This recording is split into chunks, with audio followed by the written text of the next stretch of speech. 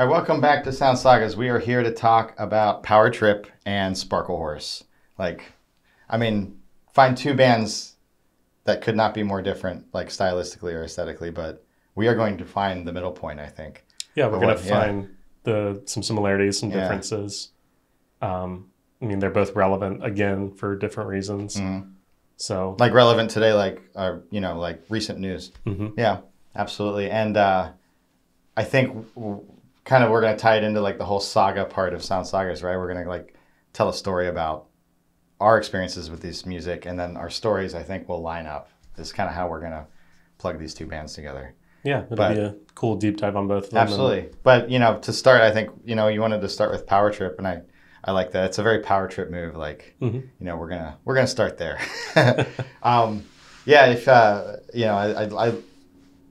When we talked about Bell Witch and Rilo Kiley, like one of the things I said about Bell Witch in our last deep dive was, like, if you don't listen to heavy metal or not as like tuned in with that space, there's a few bands that I think truly represent like their subgenre, their subspace within metal, but who also are so easily accessible from people outside of that space in a way that that band can still translate some of the intricacies of what that style is. They're not so generic or so watered down that they're easy to digest, but don't really,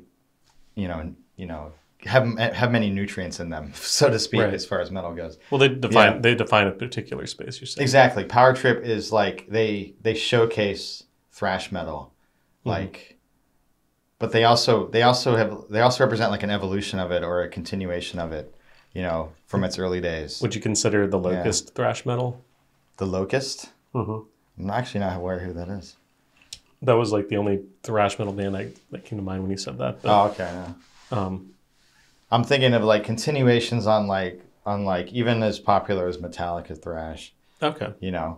But like in that vein of thrashy, but they also had a punk like side to them, like without a doubt. There is like that punk influence. So they're not distilled 100% thrash metal, which is actually, I think, good for them being a gateway band.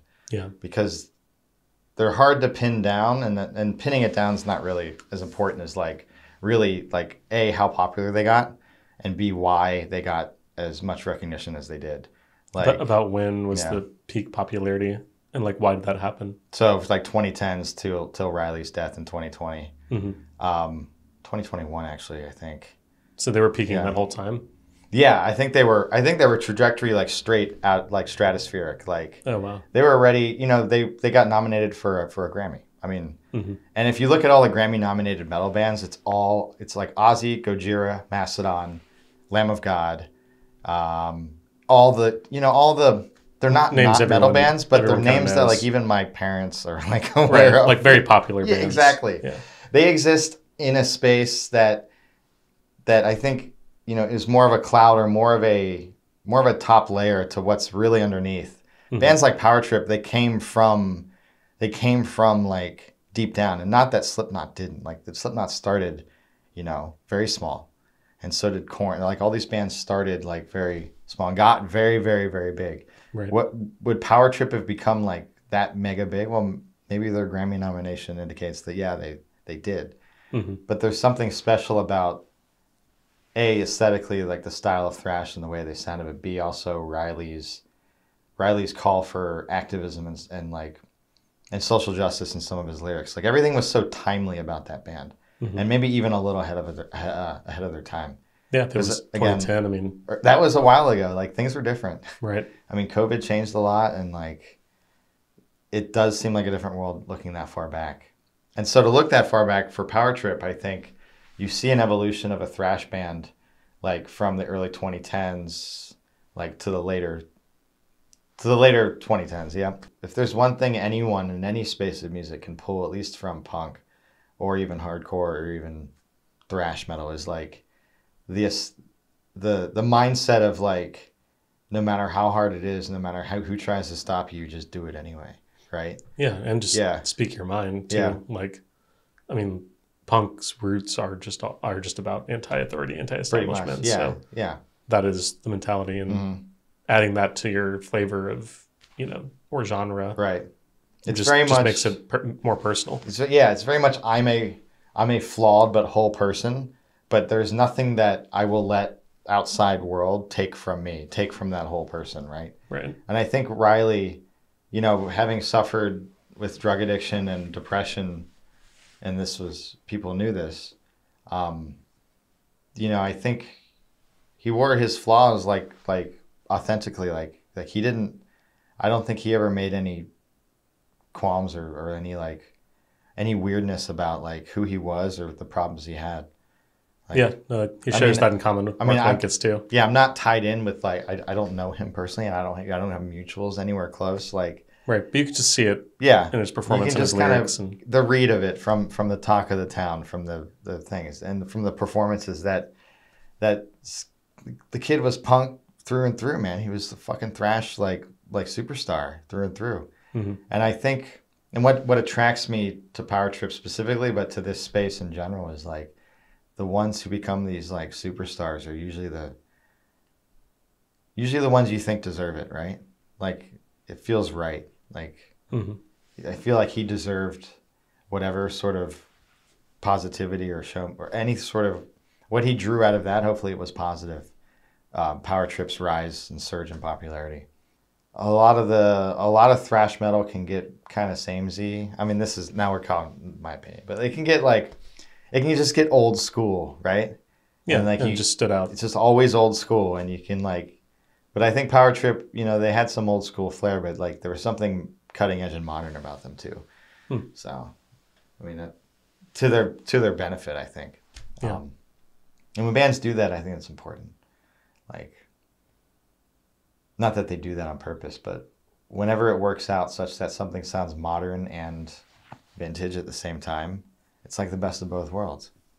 Totally. This happens with guitar gear, like an amp that. Yeah, I mean, an amp that like vintage callbacks and all that exactly. stuff. Like, yeah, that's always popular to do now. Yeah, you want the aesthetic or the tone or even the smell or flavor of what was older or what's now considered like good, but you also want like something new that no one else has. Yeah, and there are players like that too, like Jared James Nichols. He's like a Gibson partner now, but he plays like what is essentially Southern blues rock. Like you could probably put him in an Allman Brothers band cover band and it would sound better. But he's the same way. He just plays because he loves playing and that's the music he knows. So that's the music he's making. Exactly. That's definitely the authenticity, the level of authenticity you would speak about when speaking about Power Trip. Yeah. And you can't say the same for every band, and that's fine. But for Power Trip to be that band that felt so real, and then to be as popular as they were, and as get as much draw and cred as they did, I mean that just sends a good vibe, a good message that we are championing the right bands, the right people. At least some of the time. At least some of the time we have we're elevating the right people who A, deserve it, and B, can have a message of elevating others around them, and that's huge. It goes beyond bands just doing collaborations with smaller bands. It goes beyond all that. It goes beyond the helping hand. It's about setting the whole tone or the whole message of your band and performance about get up off your feet and fight for yourself and make it happen. Now, Power Trip is not for all the time, unless you are always on. Some people are always on. Yeah. But Power Trip will either get you flipped on if you're off, songs like If Not Us, Then Who, like Last Measure songs, this is the final statement sort of feeling songs, right? These are ultimate, if you don't do this now and you don't make it happen in your life, it will never happen, and then there will be no time left, and that'll be it. Which again is a sad but true and real analog for Riley's life and death, especially in the later year of reaching so high, gaining so much, and then the fentanyl, took hold. And it's not because of weakness, I don't think, of course, or like, or ill will. It's just of, it's of a poisoned society. It's, you know. Yeah, I mean, and just yeah, always speeding up. I feel like yeah, never slowing down. in an ideal sort of situation, like someone could have helped him, maybe, Right. or something else could have been done. But like, I never blame. You can't blame the person like when that shit takes over, because the brain, the human mind is like strong but also weak in some ways, right? Yeah, and I mean, There's like certain like you power. said, There's certain probably yeah. he probably. I mean, I don't know his whole story. No, but me neither. He probably just has a kind of personality where he's like going hard all the time too. So like, if any kind of relief too is nice. Yeah, that's also true. And people don't deserve to be punished for that. We don't know if that was Riley specifically, but that's very true of like people who go very hard and look for that relief, and then they end up, that relief punishes them. Yeah. Right. I know it's so, I think it's hard to say that it's artistic, that, you know, Power Trip being about self-empowerment, social right, and justice, and then the sort of injustice of his death. You know, but I mean, it's not beautiful, but I think it solidifies Power Trip as like one of the most important metal bands of like the last 15, 20, 30 years.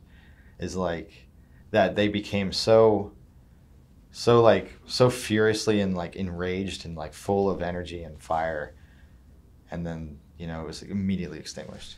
Right. You know, like that. And I think for a lot of people who, definitely more so than me, because I'm not, people who, the real thrash heads, the real fucking people who like went to every Power Trip show, you know, the people who were really tuned into it, that loss was like monumental. You know? Oh, I'm sure. I mean, he seems like he'd be an important figure in absolutely. a lot of people's lives. Yeah. I mean, just, again, the way he interacted with fans and his mannerisms and his good-naturedness, as reported by so many people, left an impact that I think is like truly positive. And that, like I said, retroactive, it solidifies that music as like unbreakably important. You know, it's like it's now legend. It's like now history. You know, like right. The good history, like sad story and terrible ending and an injustice that he passed, but I think he'll never know what he left. Like, you know, the true measure and scale of the impact that he made. Right. You know, I think that's what makes this band like bigger than metal. You know, it's like a story. You know, it's like a fucking, you know, you can make like a 60 minutes on this. You know, like you could really tell this story and make it compelling, and it doesn't matter if it's metal or this or that. But it's like a really good human story. Yeah. About people like connecting over an art form that brings them together and empowers them to, you know, live the lives that they want.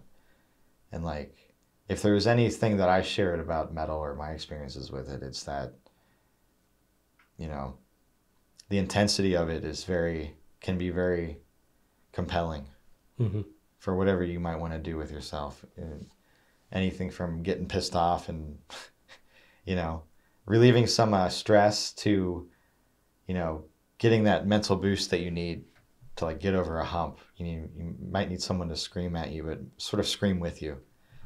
And I guess for Power Trip, it always felt like he was screaming with you, right? Yeah. Instead of at you, yeah. No, it definitely seems like more of a kind of way of life than a genre. Absolutely. Someone who really understood what he was trying to do. Yeah. That's probably you said in like one sentence what it took me like an hour to say. But like, yeah, absolutely. That Power Trip is a way of life band. They're like, yeah.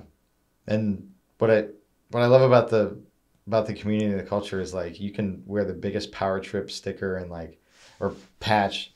You can have Power Trip stickers on your car. You can do whatever, and like, you'll never look like a dope. You'll never look like a dork for Power Tripping, because that band, you point, that's a legit band always. Like total cred, like aced it as far as like getting to that level, it's hard to get that much respect without selling out, right? Mm-hmm. Like, we all know and love Metallica for their great works, but they're millionaires. Like, yeah, it's different. It's just it's different. a different It's world, just different. different life. It's just different, and that's fine. But that's what I like about. That's what I think the big thing to share about Power Trip is the story of them. Now, my personal my personal experiences with them, and it was my closest was being unable to see that show, but being very close to it physically was disappointing. But I knew it was good. And also, when their first album came out, that was like, because I'd started listening to a lot of thrash like back in my teens, but fell out of it. Mm-hmm. And I had sort of fallen into the trap of being like, oh yeah, thrash metal, it's all just like drinking cheap beer and kind of just throwing around. It's kind of stupid.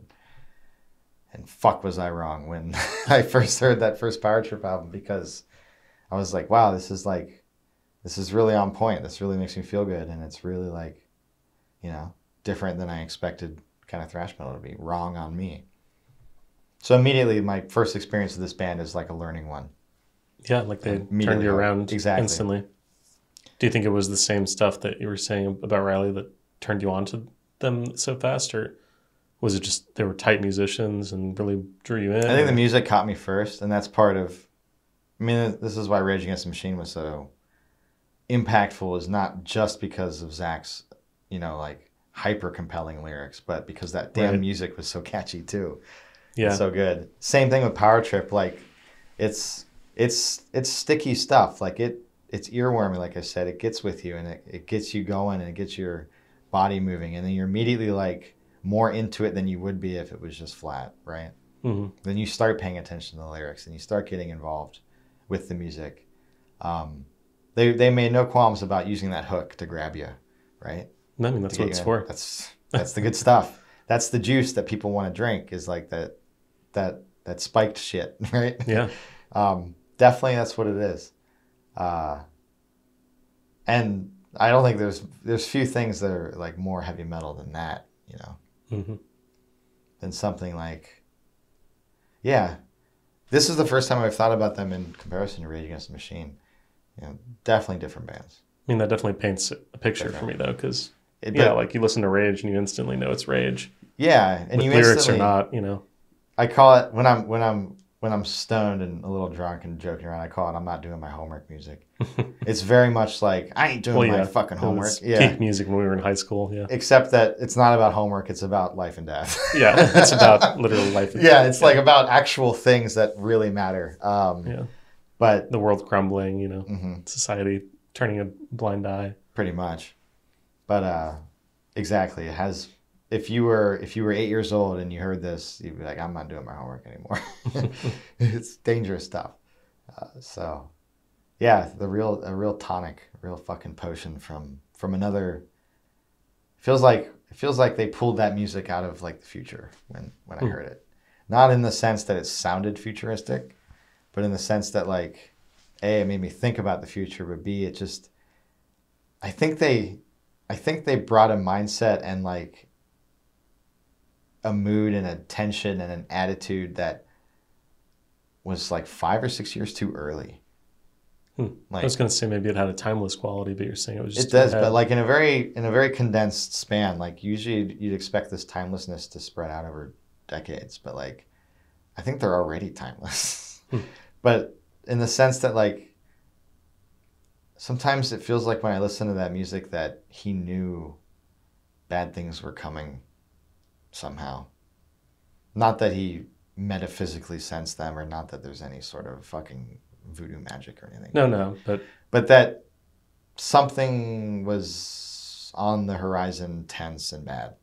I mean, I think someone, not to like take away from that, but I think thinking that is more wise than not thinking that things are going to be peachy keen. Yeah, you never want to be, fully convinced either way. Yeah. Yeah. But I could definitely see, that was some of the things are going to get bad. I think, yeah. And I'm not saying that Riley or Power Trip or any of these people like specifically thought that, it was going to be bad, or that COVID was going to happen. Like no one predicted that, but I think the message and the feel and the emotion that he evokes and brings out, especially with the live performance, would be so valued today. And that's the news, is that the band, since Riley's passing, has recently done I think, surprise performance at the end of a concert, another band's concert set. They came out and performed. Power Trip did. This just happened, I think, last night. I still have to read the full news. A day ago. Yeah, literally like right before we recorded this, or maybe 2 days ago. But I gotta figure out. I still have to read what band it was and what songs they played and stuff and how it went. But I just saw the headline, this morning. Yeah, no, that's cool. It was like Power Trip, like reunited. I don't know if they have someone doing vocals or they did it without vocal. I'm not sure. I'm not sure. So, but I know after his passing, they agreed to continue on in some capacity. Yeah. With the band as named Power Trip as them. I don't know more. I don't know if they were going to select new vocalist when or where, or how any of that was going to work. I haven't kept up. So, well, I mean, that'll be good. Yeah. Homework to revisit. Yeah. Nightmare Logic was their last full length, 2017, I think. Like I said, commercial success. If anyone's interested in checking Power Trip out and getting a little kick in the ass and it's like caffeine. It's good mood juice. Check out the album Nightmare Logic. I think it came out on Southern Lord. Damn, doing bad on the memory today. Well, pretty sure Nightmare Logic 2017. Yeah. That's good. Yep, and you can check them out on streaming services and everything. We'll have links down below and wherever you click this. Yeah, they're on the stuff. Yeah, and stream. I think track 2. It's like, I don't know, just started from it's one of those albums, like started from the start. You're not going to be like, it's not going to change halfway through the album. If you don't like the first song, you're not going to like the rest of it. Right. But if you're into it, it's a really involved listen. It just gets your blood pumping, and sometimes it's a good thing. So yeah, for sure. Highest recommendations in that. Yeah. Cool. Now let's get the blood pumping in a different way. Yeah, I was gonna say I don't have a clever segue. How do you? But a lot of what you were saying about Riley's kind of mentality, Mark Linkous of Sparklehorse shares, or shares in certain qualities. Like, he was a just consummate musician, born in Virginia, had a kind of not rough earlier life, but was kind of a troublemaker. So like he was moved around a little bit, was into motorcycles, hung out with some guys in the Pagans for a while, the motorcycle gang. Decided he wanted to be a musician, and went to New York and Las Vegas or Los Angeles, and got to know some guys in bands in those areas. Had a few bands before his actual Sparklehorse project, which were all kind of verging on success. They would tour and do shows and stuff, but nothing really took off until he started doing Sparklehorse, where like he kind of not instantly, but got the attention of a lot of important people in his circles and others. So ended up putting out the first record, Viva Dixie Submarine Transmission. I think that's the full name, but it has like 20 some songs on it. Rainmaker was one of the singles, I believe. They're kind of hit after hit, but there's like a lot of really good tracks on there that were licensed for music or licensed for shows and movies. Oh, okay. Yeah. And that album got the attention of Radiohead too, so he was asked to open on their tour in like 99 to 98. And he'd been kind of also like did whatever he wanted to really, and like was creatively kind of out there, into drugs. But on that tour, he kind of mixed up the wrong combination of some things, ended up in the hospital because he cut off the circulation to his legs for like 24 hours. So had to have extensive leg surgery in the UK on that Radiohead tour. And that kind of like messed him up, which I think it would anyone. Well, and both physically and mentally.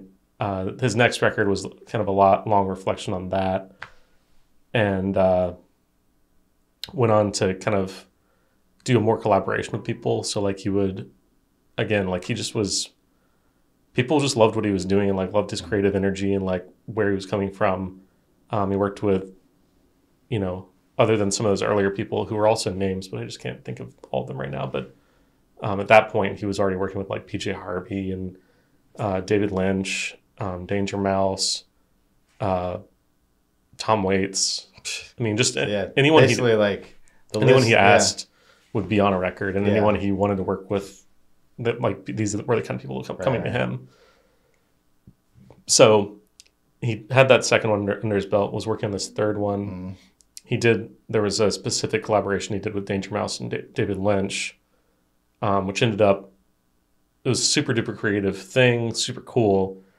The marketing was weird on it. There also were agreements with distribution that weren't they got tied up. So it kind of ended up being a failure, even though it was a really cool, really positive experience for all of them. So that one kind of teetered. And then he had kind of a couple records after that. Let me look it up real fast. Yeah, look at this guy.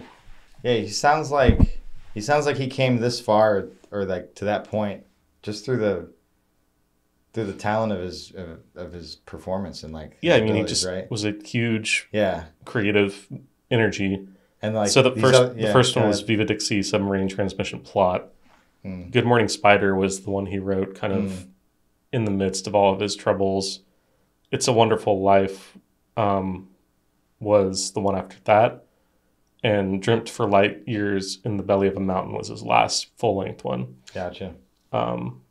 The other collaboration ones were Dark Night of the Soul with Danger Mouse and David Lynch. And then he had a ton of compilations and singles in there. He worked with Christian Finez for an EP. But also back in the news lately too, because he left behind a bunch of stuff after he took his own life, you know, due to drug problems, due to all that stuff. Yeah. And this was early 2010s, right? It was in 2010. Yeah. Just kind of, you know, walked around back and shot himself. Yeah. But he left behind an almost complete record, which came out this year, called Bird Machine. That's up there on the wall. But his brother put that together for him, or one of his old bandmates. And it was, like I said, it was pretty much almost there. And he left behind a huge bank of things, like kind of like Elliott Smith. Like he just was always making little things all over all the time. It's crazy how like 10 years has passed. Yeah. And it's like, maybe that time was needed, or maybe it's good. It probably took them that long just to sift through all of the stuff, because he had just tons and tons of volume, recording. And his house was basically a recording studio. Yeah. At the end of his life too. So he was spending all of his time recording, and I think his marriage wasn't doing well either. So probably even more time recording. Yeah. But just all the songs he did were just all over the place too. Like there are punk songs in there. There are like ballads. There are like singer-songwritery stuff. All these affectations he put on the music, kind of like Tom Waits does, where he'll change up how the guitars sound by using certain effects, or like he used to sing through something called like a Whisper 2000, which is like a thing to make your voice less heard, that like was like a spy toy or something.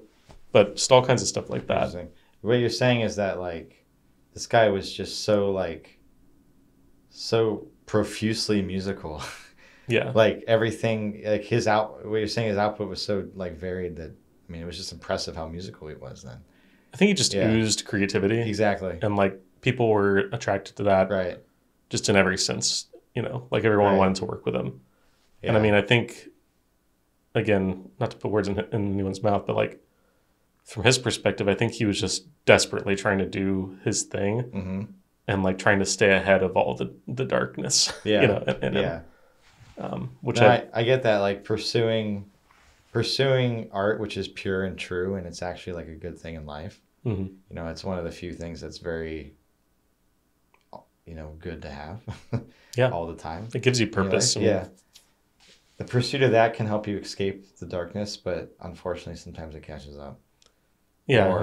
Or it's not the way out. Yeah. And he had a lot of, like I said, other things going on in his life. Right. So, you know, it's unfortunate that it happened the way it happened. But on the other side, you know, he did do a lot of pretty amazing things for someone both in his position, being like a kid from Virginia who just had some motorcycle gang friends and a guitar, to being like, you know, opening for Radiohead, you know. That's pretty nuts. Yeah. Yeah.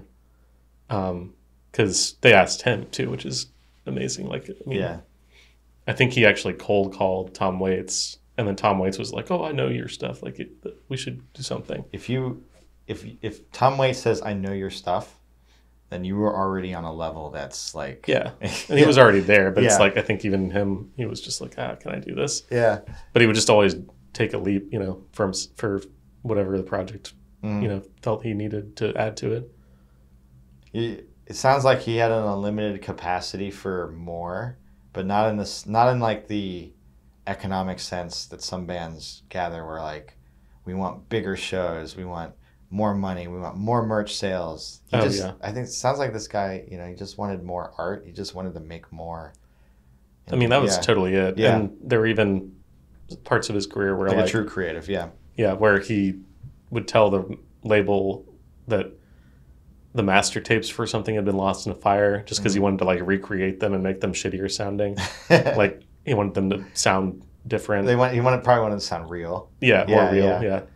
But things like that, like he would do, just because like he never. I don't know how he felt about the money. I'm sure he would have liked more of it, but he certainly didn't like strive to like make it a business. You know, he made enough money off that record to basically live comfortably with his wife for a while, and then the the next few didn't do so hot.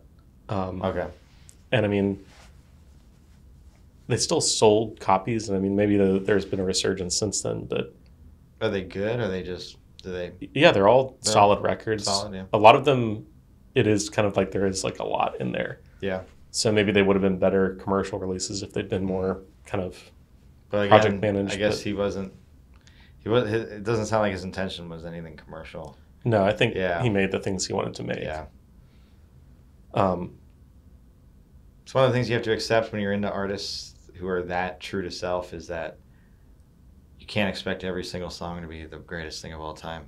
You got to understand them as people, like, and this is their output.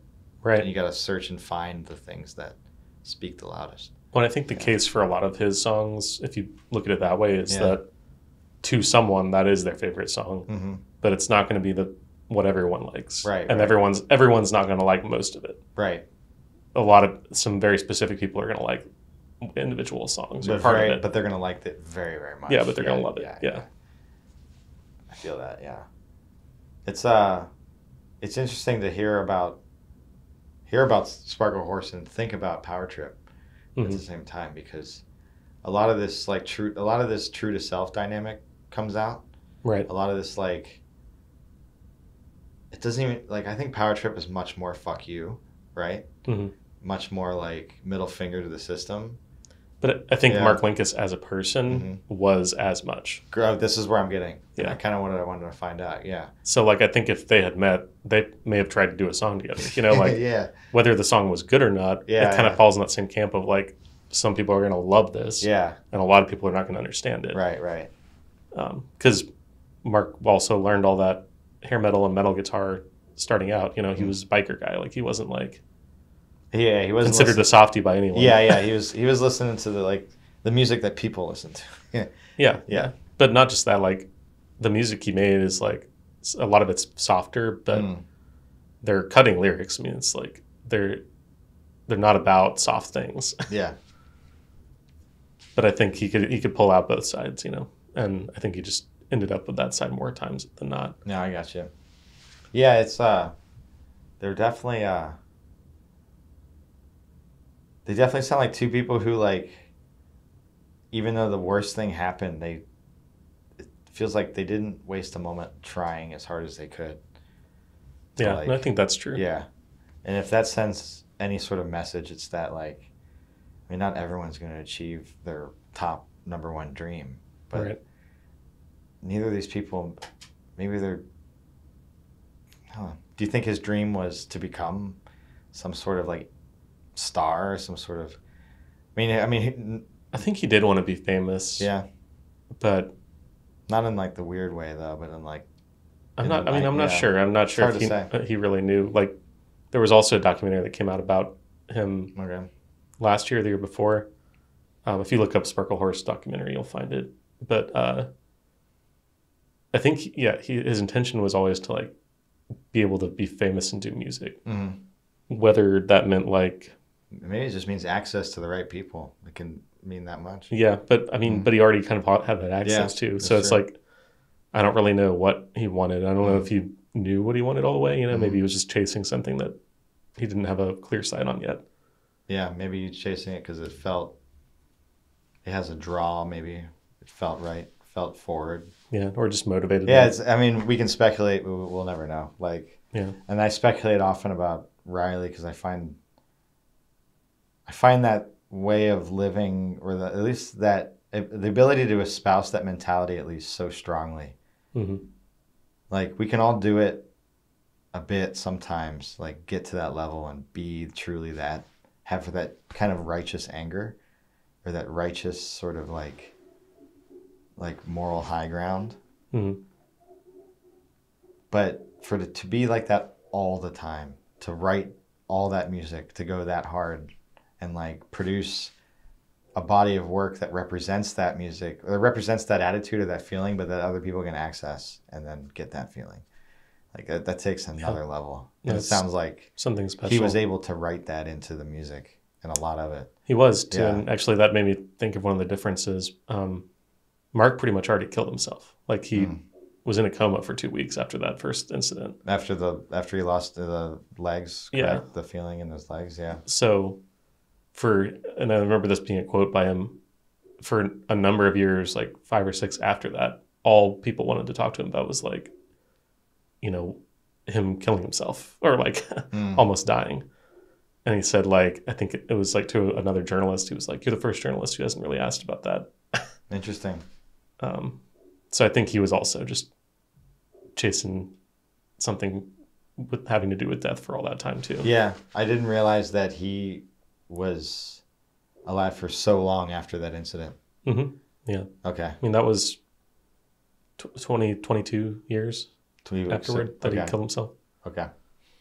Yeah. So, I mean, he had pain and had to use a cane, and imagine. Couldn't. I don't know. That changes your life. Yeah, I think he could still ride, but I don't know if he could do all the things he wanted to do. Right. But he continued to make music and be a part of things. Yeah. I mean, that was after his first record, so most of his career was after that. Okay, gotcha. Yeah, I had the time scale a little off kilter in my brain. Yeah. But no, it is wild to think about, like, because I mean, he already had a couple monkeys on his back. Yeah. Just from that. Yeah. No, it's like. I have to, like, stand and just be impressed at the ability of people to endure levels of suffering that I'm not even familiar with, but also, like, artistically encode that message into something we can access as separate people. Like, to do both is like, I can't even fathom what it takes. Yeah. Yeah. And, you know, to go through that and come out producing anything, like, to me is a victory. Like, yeah, because I mean, we could speculate all day, but, like, I think the Mark who wanted to be famous was the one before that happened. Gotcha. So it may have changed his track in that thinking too. Yeah, but the music is good. That's I mean, we wouldn't talk about any of these bands if the music wasn't good. Like, because there are artists out there, you know, who have the right message and who can tell us all about deep things and stuff. But if the music's not good, very few people will listen. Well, and that's music he didn't even finish, and it's still good. These guys. So that's the crazy thing too. Yeah. I think that's also impressive. Yeah. To like, it's good not because of the message. It's good because it's just like, it's good on like a gorilla brain level, right? Like it gets to you in like, it speaks the language of music, not the language of words. Right. Yeah. Some music I feel like speaks only words, and like I get the same sort of nutrients out of that as I might get out of reading a magazine or a book. But I was going to say reading. Yeah. It's nice to not have to think about all the words all the time and still get a good feeling or the right feeling from it. Yeah. No, I like, I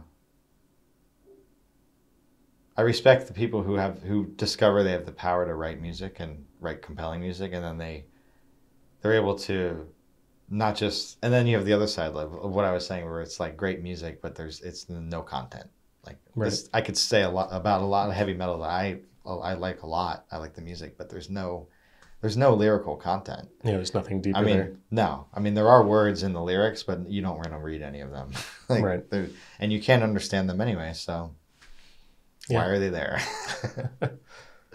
But it sounds like here, and especially with Power Trip 2, a standout in heavy metal, especially in thrash, is like the lyrics, really good. Yeah. And I assume here with Sparklehorse. Yeah, and you can tell they spent time writing them, like it wasn't just something where they added them after the melody was there. It was like... It's almost, maybe the songs were built around them even. Yeah. Yeah. I feel like, I don't know anything about Power Trip's writing process or anything, but as much as I want to think that the music came first and then they put the lyrics on top, I feel like some of these songs had to have been lyrically driven. Like, I mean, I think Mark did both because he was equally interested in like making crazy guitar sounds too, or making instruments sound like they shouldn't. Like the Tom Waits stuff. I can. So he would probably spend equal parts on both, but they're definitely lyric heavy songs or noise heavy songs as well. Yeah, is that a Sound Sagas pro tip or top tip? If you're songwriting, like try writing the lyrics first, and then thinking of songs, riffs, styles, whatever around them. Yeah, I think that's something to try. I think most people start with the music, right? I don't know. I think people do both ways. Do they? Yeah. You think it's 50-50? Get in the comments. Yeah, let's see. I'm curious. I think most people depends on who you are. If you're a guitarist, you're obviously writing riffs first. Maybe not. I don't know. I've done both. Done both? Yeah. Start with the words and then kind of use that. Sometimes the words just come first, and then you can imagine what will play with it. Yeah. But I know some people also have a hard time imagining stuff like that. Like I know on TikTok it's popular right now. People who don't have an inner monologue. I know about this. Yeah. So there's probably something similar in music where it's like there's some people who can't imagine a melody with lyrics, or they can't write lyrics unless there's a musical background to it. I can't see faces. Yeah.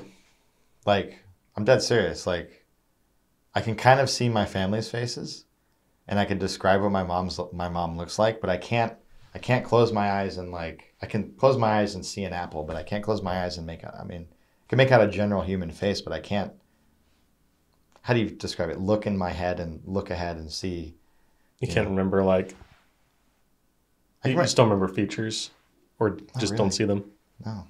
Huh. Like I forget new people a lot, and it's because like I don't have the imprint, the spot where the stamp goes down on a normal person's brain, right? Yeah. Of that face, of that experience. Those things don't stick sometimes, especially faces. It's hard with faces. But why are we talking about that? I can't remember. Because of the no inner monologue thing. Oh yeah, there's probably a musical equivalent to that. There is. There's got to be. Yeah. It's interesting though. Like these people that don't have inner monologues, they talk and say things as if sometimes we're not so different. It sounds like unbelievable to people who have inner monologue. Yeah, I don't get that take on it. Yeah. I mean, of course, I feel like of course there are people that don't have that, but I mean, I feel like mine's halfway developed. I'm like, interesting. Sometimes I can do it and sometimes I can't. As someone with an incessant inner monologue. It blows my mind that it could not be there. I guess I just tune mine out sometimes. Yeah. I'm like, I wish I could make mine not there. Yeah. I don't know if I'd wish it back. I had one of my friends who I work with, we were talking about this too. Oh, let me pause. Yo, what's up? Are you picking me up today? Oh, do you want me to? If you are not doing it. We're doing a podcast thing. Do you just want to take Uber or something? No, I'll take the bus. Okay, I'll see you. You take a bus? Yeah, all right. All right, bye. Do bus. We could break and pick her up if you want to. Okay. We're just about at the end of this one. Yeah. What are we in? Oh, yeah, we've done about 20 minutes. Do you want to add anything about... I can try to sum up here. Yeah, let's think of where we can plug it into before, because we were talking about where do we leave off on Sparklehorse? I mean, mainly he just had a lot to say and tried to squeeze it all in. It seemed like, I mean, we were kind of on that tangent of like overworking, but yeah, I don't know. We were talking about also the music and a lot of it. I mean, we can start now. Go ahead. So to bring it back to both of them, I mean, clear differences and similarities, but both like consummate musicians, super opinionated and strong-willed creatives. Yeah. I don't know, and gone too soon. I know it is. They're tragic stories. And we have less without them. Yeah. But it's not their fault. Grateful for what we got from them. You cherish that shit because, I mean, there's so few things else in life that are so pure and good and valuable. Yeah. And people trying to carry on what they did. Exactly. You know, Power Trip reuniting. Yep. Them going through Mark Lingus's old studio and finding songs. Right. I mean, there's so much value in like looking to the past and keeping that stuff alive. Yeah. As much as we love to look to the future and focus on the present, I mean, you gotta look at the past sometimes and be like, yeah. So I know, yeah. It's kind of a low note on the piano, right? Yeah, but I think it's good to tell and talk about. Yeah, and they'll keep living on through those things. Absolutely. So. Oh yeah. Like legend. Yeah. So cool. Well, doink. Low note. Yep. Like and subscribe. You know, check out the bands. I think we got both moods covered. You know, you know, you get a sense for what these bands, if you've never heard them, what these artists sound like. But we definitely recommend checking them out. In fact, it would be interesting if you checked them both out one after the other. That would be ideal. Interesting contrast. But I think if you think about it in context of like the DIY attitude and the punk aesthetic and all the elements that combine to make these two very different people kind of tell this, you know, a very similar sort of story or play a similar role for their respective musical spaces. You see that crossover. I think it's really cool. Yeah, so, and they're huge people to take inspiration from too. Absolutely, you know? Yeah. So if you're looking to be inspired to do something a little bit outside the box, that's absolutely, yeah. If you need a good source, like I said, if you need a little extra juice in your life, it's nice to do some inspirational seeking and find the right thing, especially music. So, all right, peace out. Catch you around. See ya. Later. Like, subscribe, do the things. Bye.